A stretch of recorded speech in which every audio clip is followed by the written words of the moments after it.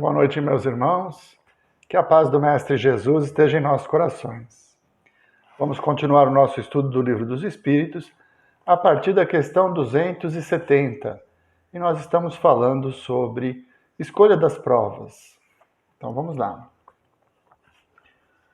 A que se devem atribuir as vocações de certas pessoas e a vontade que sentem de seguir uma carreira de preferência a outra?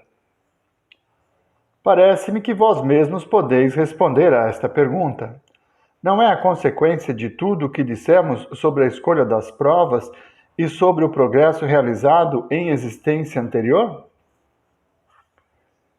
Muito bem. O espírito nunca vai retrogradar, ele evolui. A cada experiência, ele vai adquirindo novos conhecimentos, vivenciando novas experiências, vai ampliando o seu cabedal de habilidades. Então, para nós entendermos bem isso, é interessante relembrarmos pessoas notórias da sociedade humana. Por exemplo, Mozart.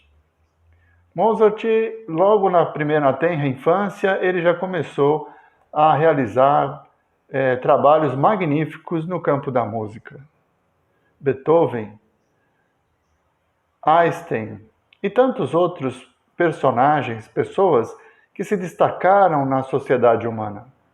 Então, se nós fomos criados quando nascemos, o que explicaria essas diferenças? Nada. Mas se nós reencarnamos sucessivamente, se nós acumulamos os conhecimentos necessários de acordo com o nosso grau de interesse, nossa vocação, então nós vamos nos tornar gênios em determinados assuntos, pela nossa dedicação, pelo nosso empenho. E é assim que, quando nós reencarnamos, trazemos conosco um cabedal de conhecimentos e experiências, habilidades, e essas habilidades são chamadas vocações.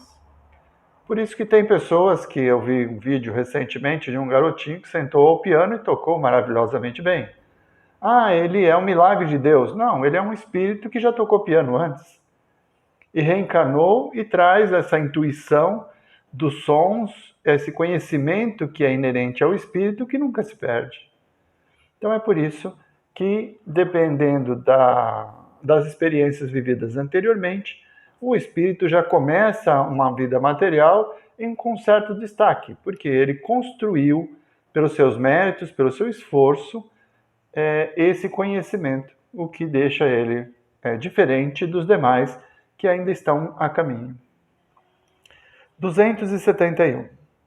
No estado errante, o espírito estuda as diversas condições nas quais poderá progredir.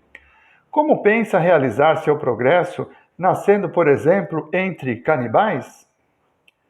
Não são espíritos já adiantados que nascem entre os canibais, mas espíritos da natureza daqueles dos canibais, ou que lhes são ainda inferiores. É aquela história do escolher. Não é? Podemos escolher as nossas encarnações? Podemos. Podemos escolher as nossas provas? Sim. Aquele que tem conhecimento sobre determinado assunto, que ele deseja, por exemplo, no campo da medicina, ajudar mais pessoas, ele escolhe uma encarnação voltada para esse propósito. Mas muitos de nós ainda são espíritos inferiores. Ainda não sabemos o que é bom. Então fazemos nossas escolhas de acordo com o nosso grau evolutivo. Então um espírito que, de uma certa forma, já está um pouco mais evoluído, mas reencarna entre espíritos inferiores, ele vem com a missão de ajudar aqueles, como professor. Os demais, todos reencarnam no mesmo círculo por afinidade. Então sabemos que os espíritos que têm o mesmo grau evolutivo, os mesmos interesses, acabam se atraindo e reencarnando juntos, para que possam aprender juntos. Então, essa descrição, por que o espírito escolhe nascer entre canibais, como ele colocou aqui? Porque ele ainda está predisposto a essa prática. Talvez ele está reencarnando justamente para resistir e para gerar um exemplo novo naquela sociedade. Seria um missionário. Vamos ver o que Kardec nos diz. Sabemos que os nossos antropófagos não se acham no último degrau da escala e que há mundos onde o embrutecimento e a ferocidade não têm analogia na Terra. Esses espíritos são, portanto, ainda inferiores aos mais inferiores do nosso mundo. Para eles, nascer entre os nossos selvagens representa um progresso, como o progresso seria para os nossos antropófagos exercerem entre nós uma profissão que os obrigasse a derramar sangue. Se não ambicionam algo mais elevado, é porque sua inferioridade moral não lhes permite compreender um progresso mais completo. O espírito só avança gradualmente. Não pode transpor de um salto a distância que separa a barbárie da civilização. E é nisso que vemos uma das necessidades da reencarnação, que verdadeiramente corresponde à justiça de Deus. De outro modo, que seria desses milhões de seres que morrem todos os dias no último estado de degradação, se não tivessem meios de alcançar a superioridade? Porque Deus os teria deserdado dos favores concedidos aos outros homens? Então, como eu disse, cada um vai renascer por afinidade no grupo que necessita. Alguns vêm com uma missão de ajudar aqueles que, ainda inferiores, precisam de professores, porque a gente não aprende sozinho. Precisamos de professores. Então, alguns espíritos vêm em missão e reencarnam nesses grupos mais atrasados para criar novos modelos, para estimular a evolução. Mas a maioria de nós renasce no mesmo grau, ou cercado pelas pessoas que estão no mesmo grau evolutivo que o nosso, para que nós nos ajudemos no aprendizado mútuo, na construção de um ser melhor. 272. Espíritos vindos de um mundo inferior à Terra ou de um povo muito atrasado, como os canibais, poderiam nascer entre nossos povos civilizados? Sim, há os que se extraviam por quererem subir muito alto, mas nesse caso ficam deslocados entre vós, porque têm costumes e instintos que não condizem com os vossos. Então o espírito pede uma prova acima da sua capacidade. Mas ele tem o livre-arbítrio, escolheu, insiste, e lhe é concedida a oportunidade. Pelo seu próprio esforço, ele pode superar as suas inferioridades e evoluir rapidamente, ou pode se sentir deslocado, como foi a resposta dos espíritos aqui. E ele vai passar uma encarnação sofrendo, não compreendendo o seu lugar, não se achando entre aquela sociedade que tem valores muito diferentes do que ele ainda cultiva. Então, mas tudo isso é aprendizado. Deus permite que aconteça para que as pessoas, experimentando novos sabores, possam ampliar os seus conhecimentos. E entrevendo a felicidade daqueles que já evoluíram, nos estimula a evoluir também, a querer para nós essa mesma qualidade de vida. Então é nesse sentido que alguns reencarnam em um meio diferente do que eles deveriam estar, por vontade própria, por escolha, e por uma prova um pouco mais intensa. E Deus o permite para que ele possa evoluir, aprendendo com essa nova experiência. Kardec diz assim: esses seres nos oferecem o triste espetáculo da ferocidade no seio da civilização. Voltando para o meio dos canibais, não sofrem uma degradação, apenas retomam o seu lugar e talvez ainda ganhem com isso. Então eles vêm, não conseguem abrir mão dos vícios, dos hábitos que tinham da sua vida inferior e acabam praticando atrocidades, crimes hediondos na sociedade, na civilização um pouco melhor, onde eles reencarnaram, mas ao desencarnar ele retorna por afinidade, porque se sente mais feliz entre os seus. Mas toda a experiência vivida auxilia na evolução. Então ele vai aproveitar dessa experiência para gradativamente ir galgando as condições melhores. 273. Um homem que pertence a uma raça civilizada poderia, por expiação, reencarnar numa raça selvagem? Sim, mas depende do gênero da expiação.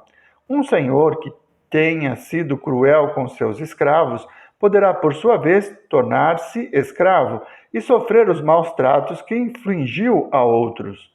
Aquele que exerceu o mando em certa época pode, em nova existência, obedecer aos que se curvaram ante a sua vontade. É uma expiação que Deus lhe impõe, se abusou do seu poder. Um espírito bom também pode querer encarnar no seio daquelas raças, ocupando posição influente para fazê-las progredir. Trata-se, então, de uma missão. Eu acho que nós já comentamos um pouco sobre essa resposta. Efetivamente, o espírito vai reencarnar pelos seus desejos e pela afinidade que tem em grupos com evolução semelhante à dele. Mas alguns espíritos inferiores podem reencarnar numa comunidade que esteja um pouco mais avançada.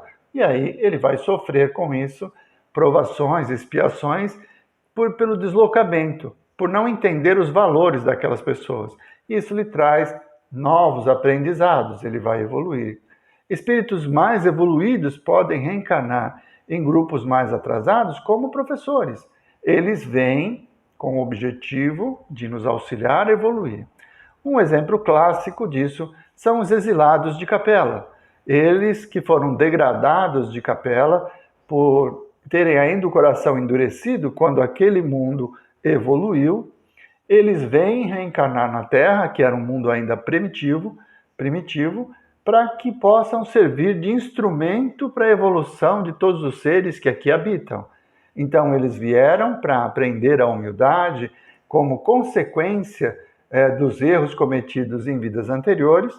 Eles foram degradados, então estão aqui vivenciando um mundo de provas e expiações nascente, quando eles já viviam num mundo de provas e expiações decadente. Então, na transição de um mundo de provas e expiações para um mundo de regeneração.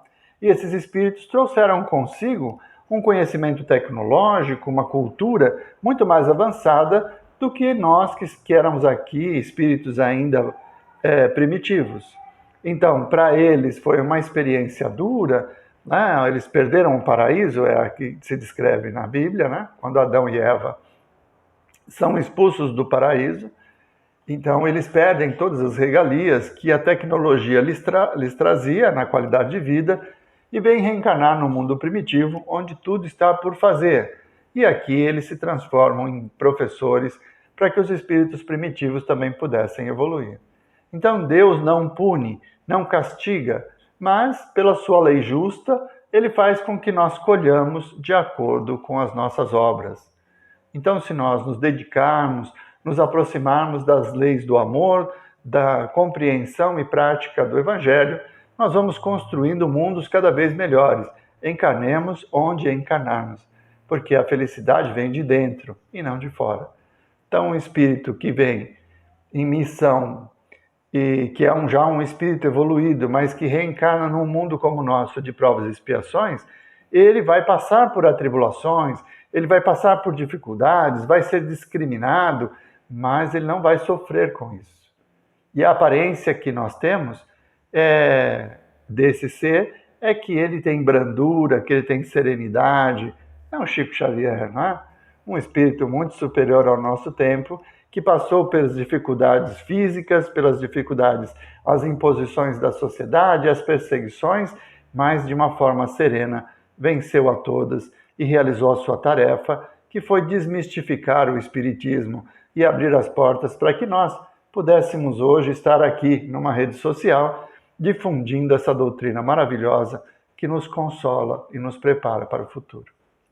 Muito bem, terminamos então na questão 273. Na semana que vem nós vamos falar da questão 274, relações de além-túmulo. Vamos à nossa prece? Amigo Jesus, Mestre incomparável, mais uma vez, Senhor, nós vos agradecemos pelos instantes que pudemos ter convosco, pela presença inspiradora dos vossos mensageiros que nos intuíram para que realizássemos mais essa tarefa. Que possamos, Senhor, diante dos conhecimentos adquiridos, nos prepararmos para o futuro, preparar-nos intimamente, realizando as transformações necessárias, combatendo as nossas más tendências, para que, cada vez mais seguros das verdades do Evangelho, nós consigamos praticá-las, exercendo o amor pleno, conforme vós tem exercido para conosco. Muito obrigado, Mestre Jesus, por mais esses momentos. Que as vossas bênçãos possam ser derramadas sobre todos nós, afastando os fluidos impuros, nos trazendo serenidade, saúde e paz. Muito obrigado, Senhor. Muito obrigado, meus irmãos. Uma boa noite a todos.